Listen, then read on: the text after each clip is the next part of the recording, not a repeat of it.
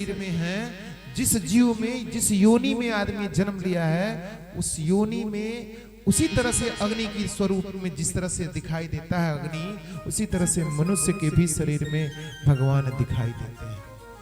मतलब तुझ में राम, मुझ में राम, सब में राम समाया, प्रेम करो इस जगत से अपना, कोई नहीं है पराया।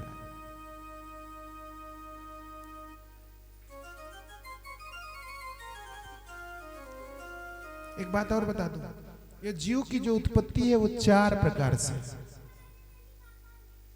चार तरह के जीव हैं, पांचवा नहीं, चार तरह से उत्पन्न होते हैं जीव। पहला होता है अंडज, अंडे से जीव उत्पन्न होता है, अंडे से भी। दूसरा होता है श्वेतज, पसीने से, जिसे जू पैदा होती है, सर में जो पैदा होते हैं जू, उसे कहते हैं पसीने से श्वेतज।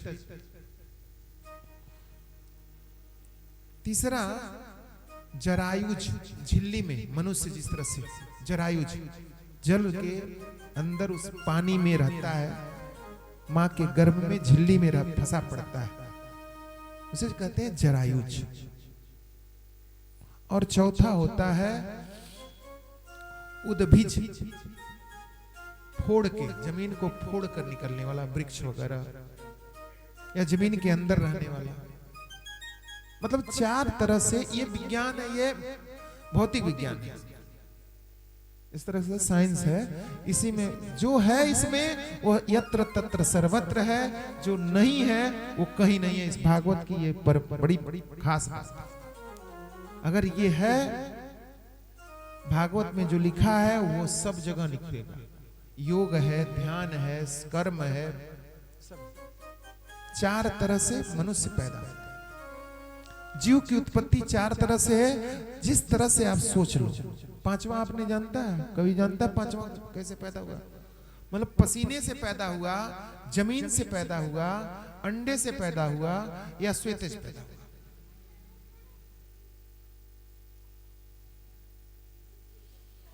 कर्म करो फल मिलता है, ध्यान से सुनिए, कर्म करो फल मिलता है, आज नहीं तो कल मिलता है।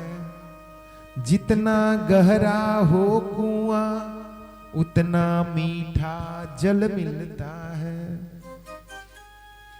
कर्म करते रहो, फल मिलेगा। पढ़ते रहो, फेल हो गए तो कोई बात नहीं, अगले साल पास हो जाओगे। कोई त्रुटि रही होगी इसलिए फेल हो गए, आज नहीं तो कल मिलेगा। और जितना देर लगेगा कर्म का फल मिलने में, उतना ही बढ़िया और उतना ही प्रकाशमय मिलेगा।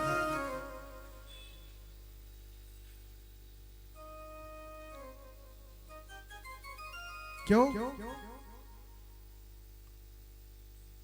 माता के गर्भ में जब जीव आता है तो उस समय तक नहीं सोच पाता कि मैं अमीर के घर रहूंगा कि गरीब के घर रहूंगा, मैं अंबानी बाबा के वहां पैदा होऊंगा कि गुप्ता जी के वहां पैदा होऊंगा, ये नहीं जानता।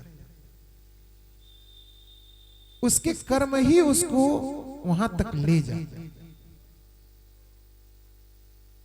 तो श्रेष्ठ कर्म करो, हो सकता है कि इस जन्म में नहीं तो अगले जन्म में अंबानी पैदा हो जाए। कर्म करते रहो, फल मिलेगा।